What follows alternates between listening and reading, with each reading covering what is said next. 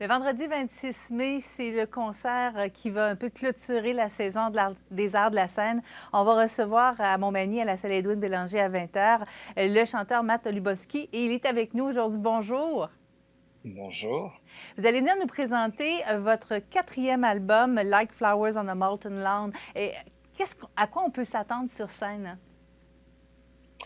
Sur scène, c'est quand même une espèce d'expérience aussi visuelle qu'audio.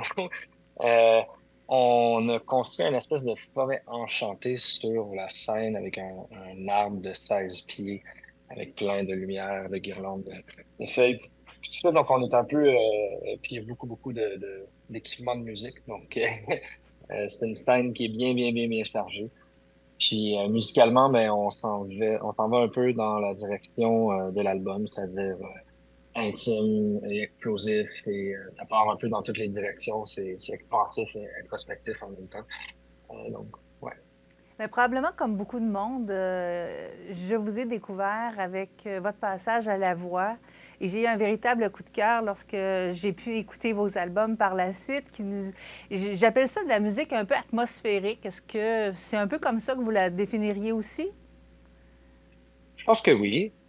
Je dirais que je suis vraiment amateur de texture, puis d'envolée, puis d'ambiance. Dans la vie de tous les jours, j'écoute surtout de la musique instrumentale, ambiante, un peu méditative. Donc, ça se retrouve beaucoup dans les chansons que je fais. Puis cet album-là en particulier, qui est une espèce d'exploration sonore vraiment expansive, qui allait dans toutes les directions différentes. On essayait plein, plein, plein, plein, plein d'affaires. Puis en spectacle, ben, la recherche continue parce on est vraiment pas le genre de band qui va toujours jouer les mêmes chansons de la même manière. Donc, il y a toujours, si on va de spectacle en spectacle, on est toujours en train d'évoluer, de changer.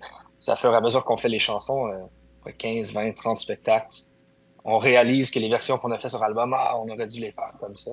C'est ça la nouvelle vérité. Mais la vérité change à chaque jour parce que la musique, c'est vivant, ça évolue comme nous. Donc, Donc, vous l'avez dit, vous avez travaillé plein de sons, plein de sonorités différentes. C'était quoi le point de départ de ce quatrième album-là pour vous?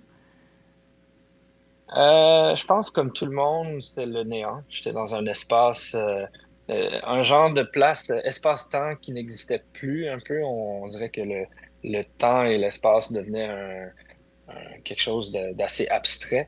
Puis je me retrouvais à être en attente de poursuivre une tournée d'un album qui a semi eu lieu à cause de la pandémie, tout ça.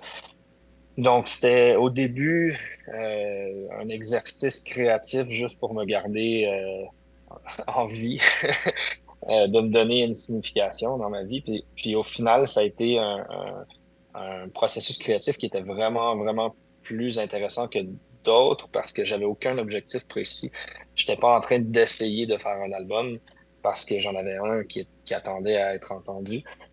Donc, je me retrouvais à être en studio chez moi, puis à tourner des pitons, puis jouer, essayer des chansons, puis jouer au piano, les jouer à la guitare, vraiment juste pour m'occuper puis passer le temps. Donc, la majorité de la création de cet album-là s'est fait de façon vraiment naturelle, puis, puis pas du tout guidé par l'industrie ou une carrière ou je pensais pas du tout à ça. Donc, c'était vraiment quelque chose qui était un peu plus naturel dans la façon d'être créé.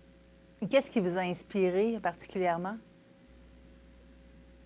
Beaucoup la technologie, je dirais, j'ai toujours été un espèce d'auteur-compositeur un peu plus ésotérique dans la mesure où j'écrivais beaucoup de poèmes, puis après ça, je prenais une guitare, puis je jouais des chansons, surtout à la guitare-voix.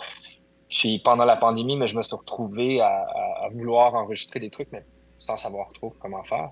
J'avais toujours quelqu'un avec qui je travaillais, qui manipulait les ordinateurs, puis les micros, puis tout ça.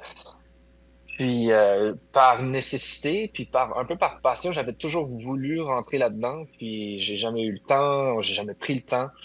Puis là, j'ai fait depuis 3 ans, je suis un peu rendu maniaque, obsédé tous les tutoriels YouTube, tous les cours en ligne, de l'essai-erreur. Donc c'était une grande, je suis comme devenu, j'ai comme ouvert la porte à un terrain de jeu que je connaissais pas, puis que je savais pas qu'il existait, puis qui est tellement expansif et infini que là, je me retrouve à réaliser que je viens de découvrir un terrain de jeu avec tous les jouets possibles au monde. Puis ça va prendre une vie au complet pour tout apprendre comment ça fonctionne. Puis chaque petit outil, ben, c'est une nouvelle opportunité de création, une nouvelle opportunité d'amener la musique, mes chansons, ce que je ressens d'une nouvelle manière. Donc, c'est super excitant, je dirais. Donc, avec toutes ces découvertes-là, est-ce que vous diriez que vous êtes davantage investi dans cet album-là? Oui, ben, je pense que je me suis détaché de l'idée d'un album dans les dernières années parce que dans la réalité de la vie des artistes, des musiciens, souvent, on fait de la création, on fait un album, on fait la promo, on fait la tournée, on recommence. Puis C'est c'est routinier. toujours, on appelle ça un cycle d'album pour une Mhm. raison, parce que c'est cyclique. Puis depuis quelque temps, puis je pense que c'est un peu, c'est pas juste le moment dans l'histoire où on est, mais un peu la manière où, comment les gens consomment les choses aussi, c'est plus de manière linéaire. Tout fonctionne un peu en parallèle. Donc, je vois maintenant cet album-là comme une partie d'un parallèle qui existe avec mon passé, puis avec mon futur, tout en même temps. Donc, je pense à cet album-là beaucoup parce que je l'habite, je fais la tournée, je fais ces chansons-là, mais je pense beaucoup à d'autres chansons, je pense beaucoup à comment ces chansons-là, de cet album-là, auraient pu être. Je revisite des vieilles chansons à la manière de ce que j'ai envie de faire aujourd'hui. Puis il y a plein d'autres versions aussi qui existent dans ma tête ou en studio ou chez moi qui vont jamais voir le jour parce que bon, c'est des versions alternatives. Donc c'est un moment un peu excitant pour moi créativement parce que j'ai un peu lâché prise sur l'idée de bon, voici la routine de faire une carrière en musique. Puis maintenant, c'est un grand terrain de jeu. Mais on va aller vivre ce grand terrain de jeu en votre compagnie. Donc, le vendredi 26 mai, c'est à 20 heures à la salle Edwin Bélanger que vous pourrez entendre Matt Olubowski qui va nous présenter son nouvel album, et si j'ai bien compris, de façon quand même assez différente. Et c'est un work in progress. Donc, si vous allez le voir dans 2 mois, ça va être encore différent. Moi, j'aime ça. Merci beaucoup, Sûrement. Matt Olubowski. Moi aussi.